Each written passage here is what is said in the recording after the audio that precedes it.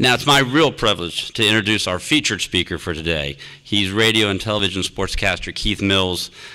He's a native of Anne Arundel County. I'm sure Steve appreciates that.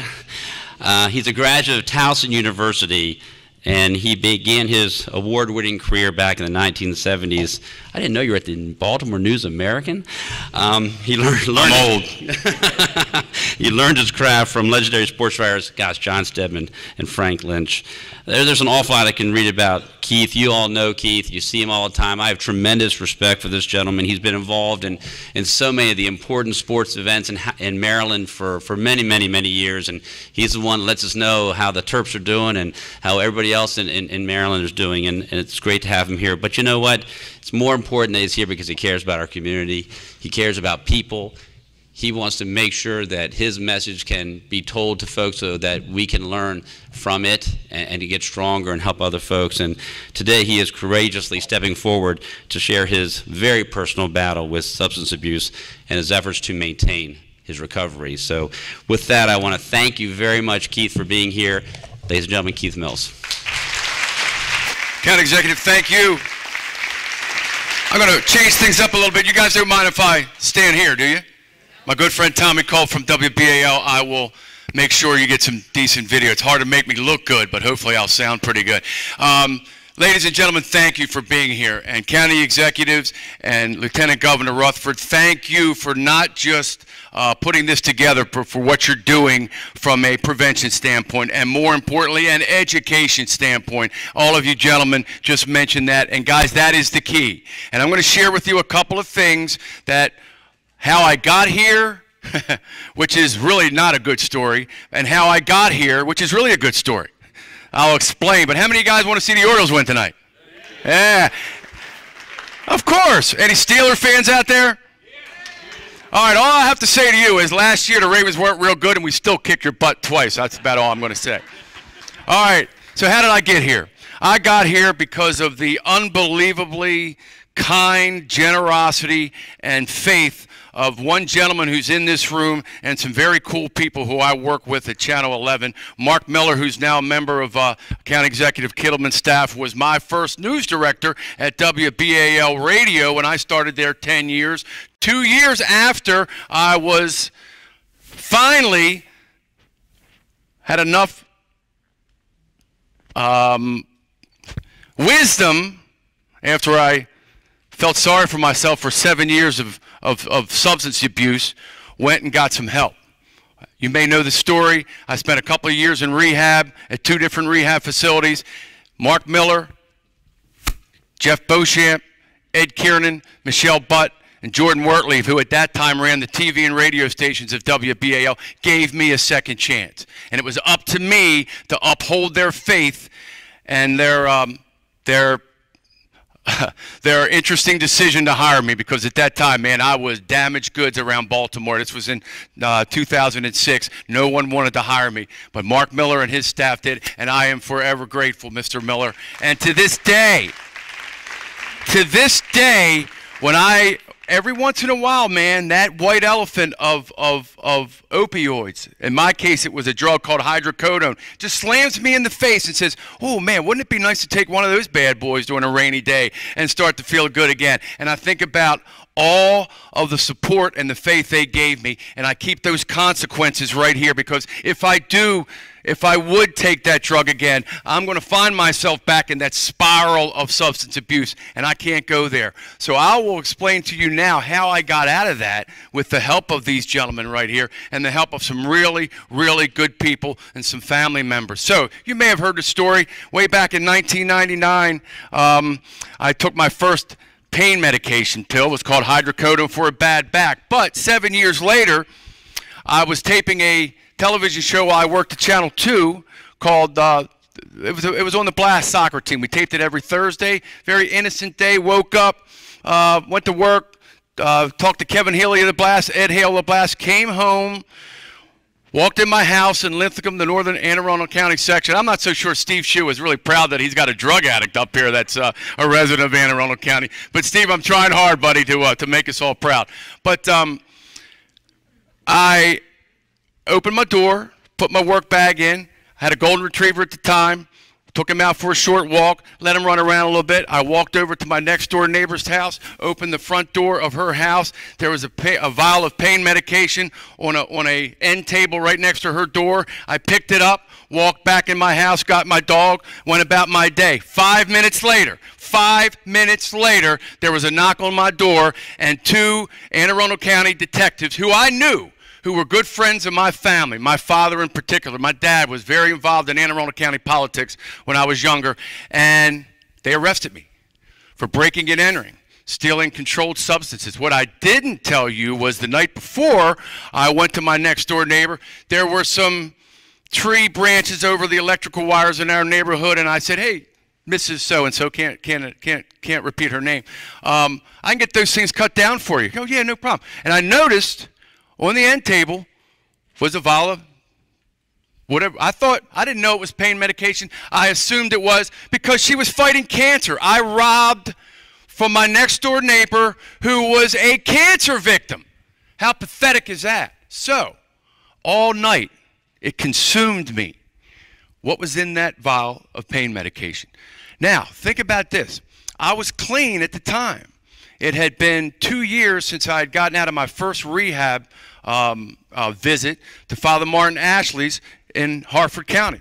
Barry, do unbelievable work up there, as you well know, and most of you well know. Some of you may have even been there. I hope not. If you have, I hope you're doing well. We share something. But anyway, that's the draw of this narcotic and the opiates and the heroin. It is psychological as much as physical. And let me tell you, ladies and gentlemen, it is unbelievably physical. Man, you ever tried to withdraw from opiate addiction? I tried. Couldn't do it. Anyway, with that said, it consumed me. What's in this vial of pain medication? And I got to have it. I didn't need it from a physical standpoint, but I needed it from a psychological standpoint. It was controlling me all morning to the point where, just matter-of-factly, I walk in my neighbor's house, picked it up, walked back. So, why did I get arrested, though? What caused the police to show up at my house and do that? Well, about 3 months earlier, I didn't know this, my next-door neighbor had her house was robbed and money was stolen. And she had put a camera in her house, and they were monitoring basically, you know, all the time the activity in her house. And I don't live that far from the police station in Anne Arundel County, which is like 2 miles from where I went to high school. So sure enough, the police, who I knew, and I could see on their face, it's like, man, sorry, kid, we got to do this. You know, you broke the, of course they got to do this. I broke the law. So that's how I ended up on the local TV news that night, in the newspaper the night before. It was a devastating time for my family. They took me to the Anne Arundel County Police Headquarters down in the Northern Police Headquarters, which was in Glen Burnie, the county commissioner's area where they book you and they do all that stuff. And my father was down there waiting for me. And I could see in his eyes, man, I just crushed him. Later that night, I saw my kids in my ex-wife's house. I'm divorced with my brother-in-law and sister, and I looked in my kids' eyes, who at that time were 13 and 15. One was a student at St. Philip Neri School in Linthicum. The other was a student at Archbishop Spalding, my daughter. And I had seen that I had lost their trust. And we're talking about what I do now to keep those consequences in front of me, how I stay clean. The faith that WBAL showed to me, that's one reason. The other reason is I cannot ever again lose the trust of my children. That was a devastating time. I looked in the eyes of my kids and I said, man, did I really blow that?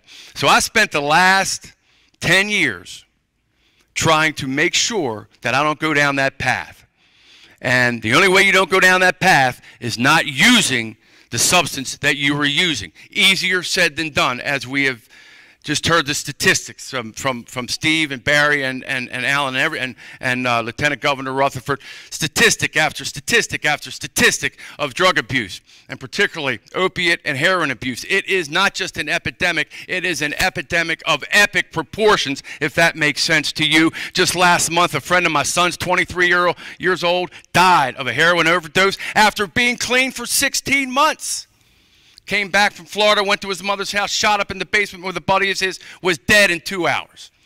So I don't have to tell you all that. That's why you're here. So what do we do about it? We do what you gentlemen and ladies are doing from the staffs of all the counties and the State House. Fantastic. Here's something else to think about.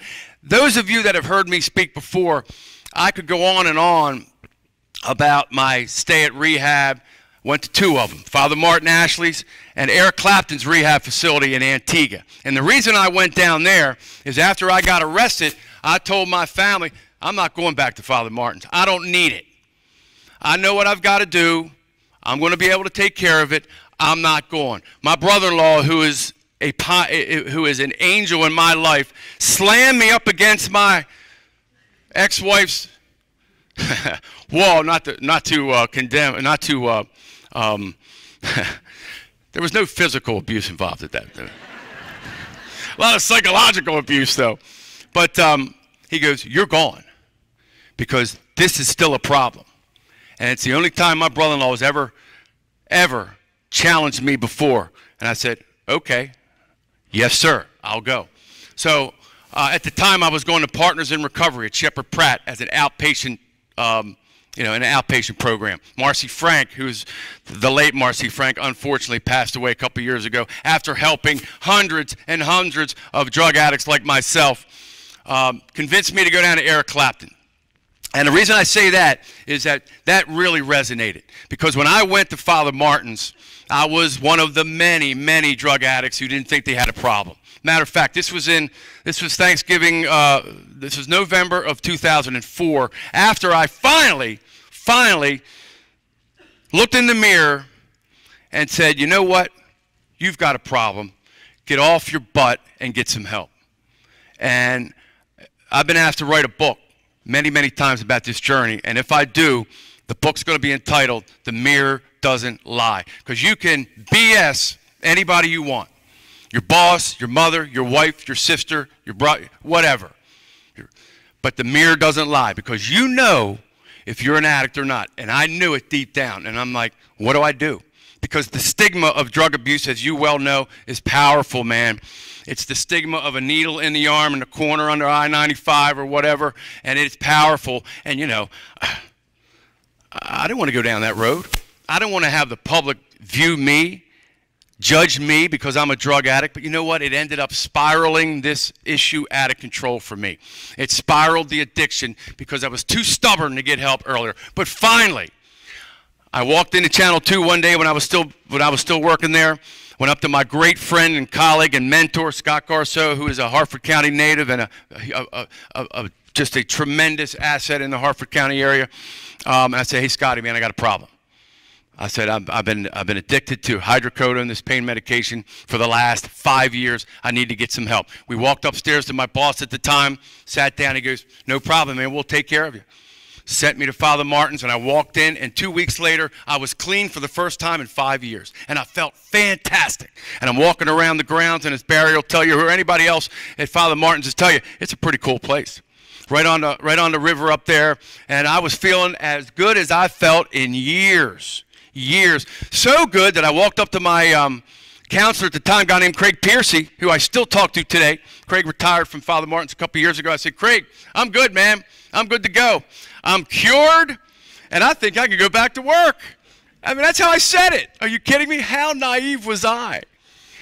How gullible was I? I'm cured of this addiction. And he started smiling. I'm like, to myself, what the hell's so funny? Now, I don't think that's going to happen. As a matter of fact, we talked to your boss, and he wants you to stay the 28 days. I said, okay, no problem. I was not happy about it because I wanted to get on and show everybody that, man, the real Keith Mills was back. I'm good to go. Well, what I did not understand about the last 2 weeks of the education you get up there is they talk about the relapse process. So the relapse process, when they talked to me, went through one ear and out the other. I didn't even listen to it, didn't care about it. Not me. I don't need that. I'm going to be different than everyone else that goes through drug abuse, regardless of what the drug is. Cocaine, alcohol, food. I don't care what it is. There's always a relapse process. It is as strong as the lure of taking the drug in the first place. And if you've ever taken hydrocodone, I never took it.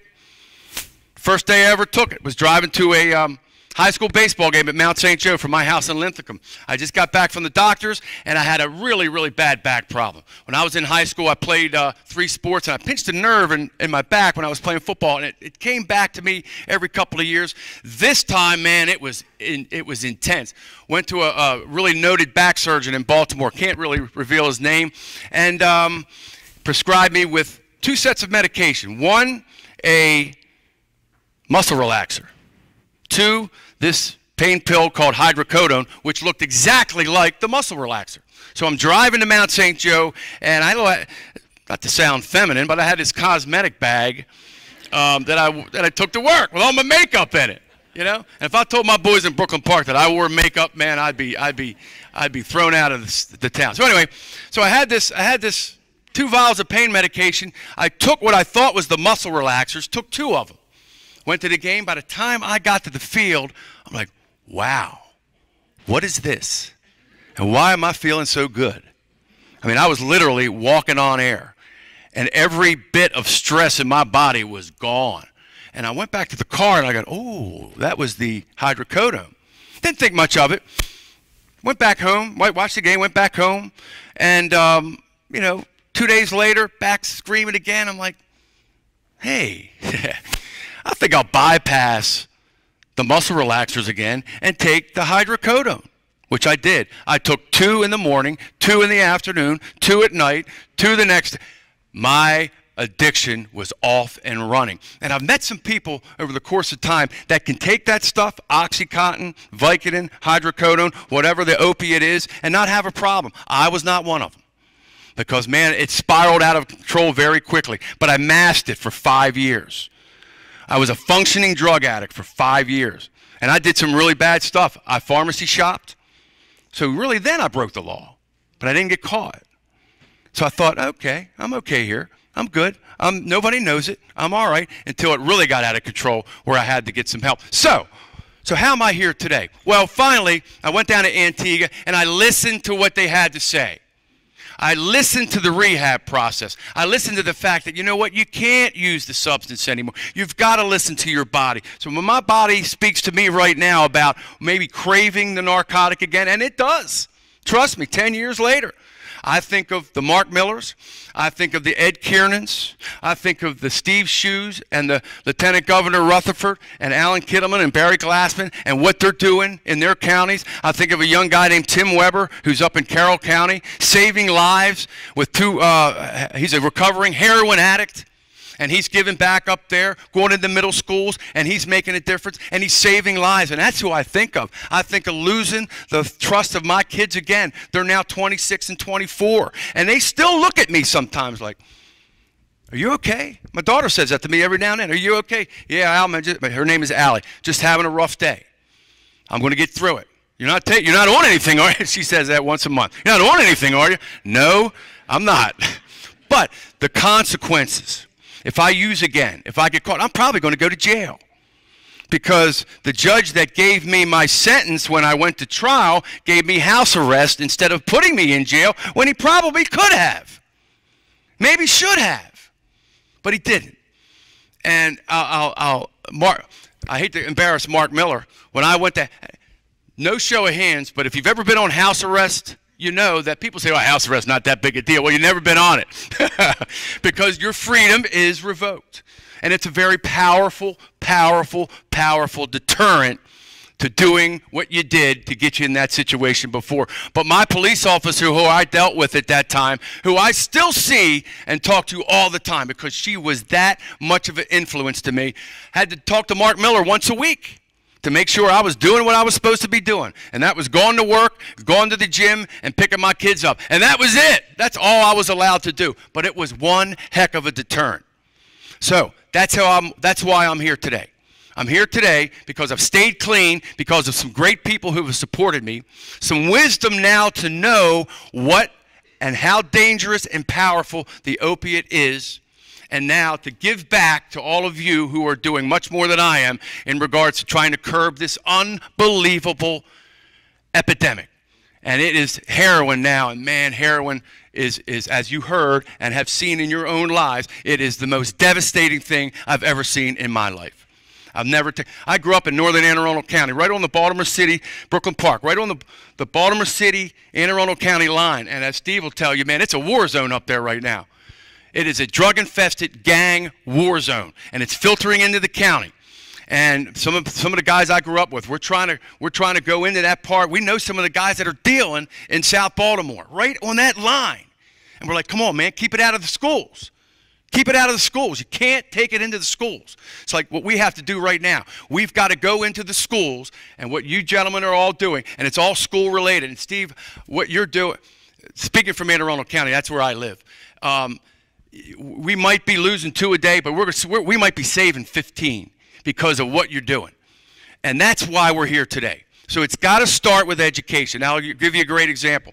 One of the other perks I had when I got clean, got my life back thanks to WBAL, was I got allowed to coach baseball and soccer at Cardinal Gibbons High School. My son went to Gibbons. I coached the baseball team at Gibbons for 4 years before the school closed down. Met some unbelievable kids. And I asked the parents when I took over, I said, do you mind if I have this talk about drug abuse? You know, I wanted to make sure that they were okay with it. Do you mind if I bring your kids into my world and tell them what happened to me? And every one of them, no, go for it. Go for it. And every one of those kids today, and we had probably 70 kids in those 4 years, when we get together, and we get together a lot, they talk about that moment in time when I shared my story with them, and I challenged them. Hey, listen, it's not so much what you're doing, it's who you're doing it with. There are some people that want to bring you down to their level because they're envious of what you have. Don't get caught in going to parties and looking in the candy bowl and seeing OxyContin in there or a heroin pill or whatever. That's how it's done, guys. When you're a 9th and 10th grader and if you have kids 9th and 10th grade and they're going to a party, a heroin addict, I went to rehab, told me this. There might be candy bowls in there, and there might be mints or something, and there also might be some OxyContin in there, or some heroin pills, or some ecstasy, or something that you don't want your kids to take. You need to let them know that. Don't stick your hand in the candy bowl. Just a small example. But anyway, back to, I have a tendency to digress a little bit, don't I? But anyway, so I sat these kids down, I told them, I said, hey man, be a leader, not a follower. Go out, spread the word to other people that you know your way of doing things. Hard work, discipline, education, doing the right thing, and staying away from the substance abuse is the way to go. And so I thank Mark Miller and his staff at WBAL for giving me the faith and the opportunity to come back and to be able to do this. Okay, I can ramble on about what I went through. Hopefully you get the picture that I am a drug addict, and will always be a recovering drug addict, and it's up to me to make sure that I stay the course and stay clean by using the tools that I learned in counseling and in rehab. But it's also incredibly important for all of you who have the opportunity maybe to give someone a second chance, and to bring them into your family or your place of business and show them support. Man, that is absolutely crucial in this day and age. Try to wipe away the stigma of what we grew up knowing that a drug addict is. And it's not someone that's got the needle in the arm all the time. We're seeing it more now. Unfortunately, we're seeing it kids. But it's me. It can be you. It can be anyone in our society. The opiate issue is so powerful because, one, it is legal. It's prescribed by doctors, and kids can get it in a variety of ways today. And two, when you're driving, there's no residue from what you're taking, whereas a police officer can pull you over if you're drinking and can tell right away if you're drinking. It's very difficult if you're on this other substance. Not to steal the thunder of the law enforcement. So that's why we're here today. And I applaud you guys for being here. Now, I want to take some questions from you. We'd love to have a Q&A segment right now. If you want to come up on the microphone, so we're recording this.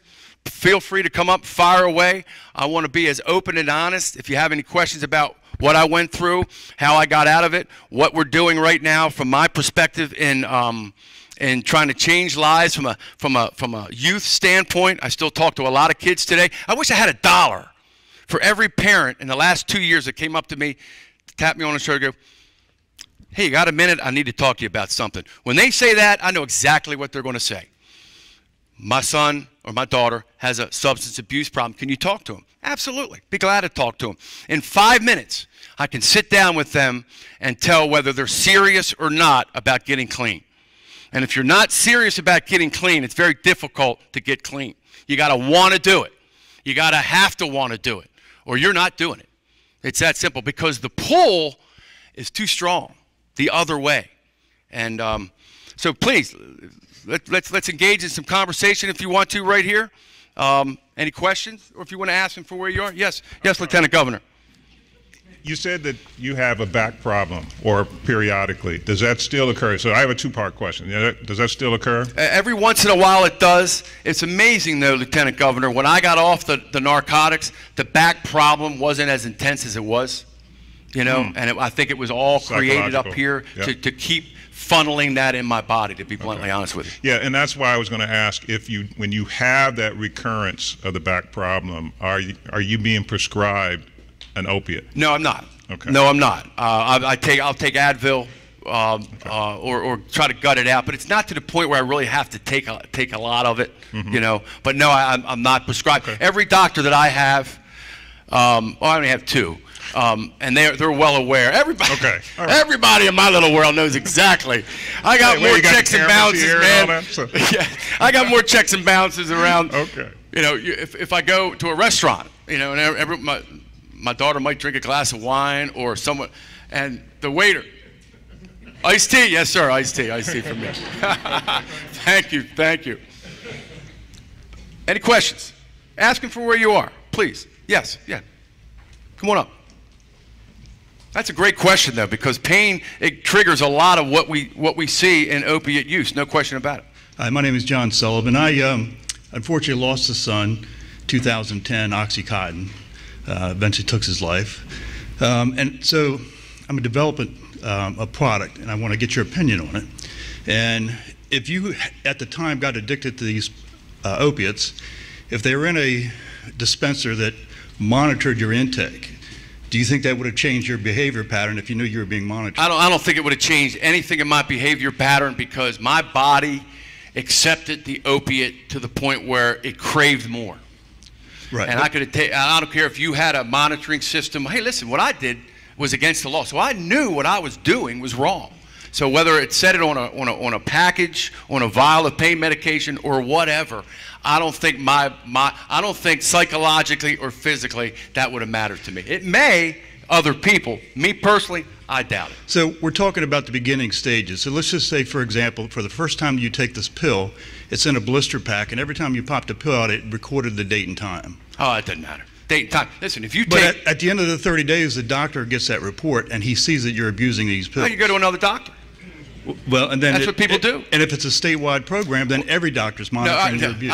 I apologize for dismissing your idea. I hope you figure out a way to make that work. If that helps, you know, diminish this, go for it. Well, me personally, once the feeling, the euphoria of taking that drug kicked in, and those of you that have taken hydrocodone or whatever, some may have no effect at all. Others, you feel this unbelievable feeling that you want to create. That's why people take heroin. Right. That's why they do it. They don't do it because it's good for them. They do it because it gives you this unbelievable feeling. With that said, it also can kill you on the spot. Right. So you got to draw the line there where that is. Fortunately, I was able to draw the line before I took heroin. And who knows, maybe I would have had I not gotten the help that I needed to get. I could see that happening because I loved the way that made me feel. Man, it was unbelievable. I understand that, but 80% of all heroin addicts in the state of Maryland started off on a prescription opiate. Oh, no question. So if we don't control the prescription opiates with some sort of a monitoring device, we'll never control this problem. That's Governor? Or Lieutenant Governor? That's where the prescription drug monitoring program comes in. Right. So that every doctor who's prescribing and I should be at the mic. Okay. Yeah. I thought I was talking to him. Yeah. Okay. Every doctor that is prescribing and every pharmacist who's dispensing opiates are to monitor or go into the prescription drug monitoring program. It's a statewide program. We're looking to integrate with other states around us so that they know if this person has been prescribed an opiate in the past, and they can see the record, and they have to record if they're going to either prescribe or dispense an opiate. So that tries to address that pharmacy shopping, doctor shopping, and someone can see, and then in some cases they can turn it over to law enforcement if they see this person maybe just getting them so they can dispense them and not necessarily using it themselves. Right, but what I believe is lacking is that there's not a take-back program. So for example, 75% of all the kids in the state of Maryland are getting their Oxycontin, opiates from their family and friends. Well, there are take-back programs. Howard County has a take-back program. I was just down in Charles County where they have take-back programs. So the state police have take-back. So there are programs around. Right. Charles County has worked with some of the local drugstores. That's what I still call them, pharmacies. Absolutely. Drugstores where you can actually go there to get an envelope that you can either mail it in or you can leave it at that drugstore. So there are programs around. Right, but sir, we've got some other people. Yeah, sure. Thank you very much. Okay. Appreciate that. Last two questions. Yes. Keith, when you were in high school, my name's Tom Werner, Frederick County. When you were in high school, 10th, 11th, and 12th grade, was there any drug education or health education at that time? There was not a whole lot of drug education, and there were drugs everywhere when I was in high school. There was opiates was not an issue, and heroin was not an issue. Pot, cocaine, obviously alcohol. But ironically, I didn't get into any of that stuff because I was an athlete. But it was everywhere. Well, but I'm an advocate for prevention and education. Hear, hear. And right now there is no mandatory specific health education required in 10th, 11th, and 12th grades in the state of Maryland. They comply with the Comar law that requires K through 12 by asking the academic teachers in those grades to squeeze it in to those classes. We need more. Just at a time when we all have tried things maybe we shouldn't have tried, 10th, 11th, and 12th grade, we need a reminder. I strongly recommend that the Department of Education take a hard look at that. Right. I appreciate that. I'm not going to get into the political football with that, but I will say, seriously, what has been going on now with Lieutenant Governor Rutherford and what Larry Hogan's doing in the State House and what these gentlemen are doing here from Anne Arundel, Hartford, and Howard County, my good friends up at Carroll County, is unprecedented. It's unprecedented since I've been involved with the substance abuse situation for the last 10 years, and I applaud them. I'm not going to target some people who I really have a lot of respect for right now, what they're doing, and they're going by, in my opinion, this is strictly my opinion, they're going about it the right way. Education is the #1 thing we've got to do. I'll equate it to the drunk driving days when Mothers Against Drug Driving came out 30 years ago, and we saw it slapped on every billboard, on every athletic event we watched on television, and every newspaper ad we saw. Do not drink and drive. It will change your life. And you know what, kids today, my kids, they don't drink and drive. They take Uber. I mean, some do. I'm not that naive to think that doesn't go on.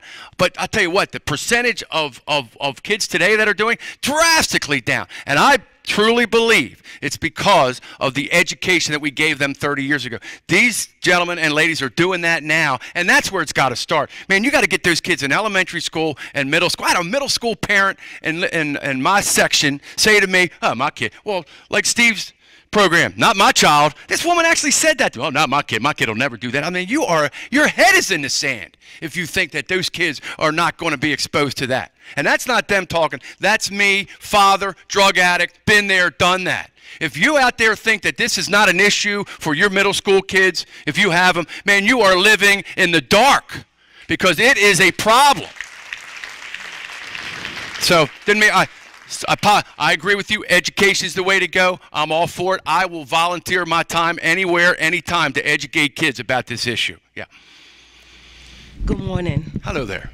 I'm a physician, and I'm involved in treating, trying to get drugs off the streets, trying to educate patients, and trying to get people off drugs.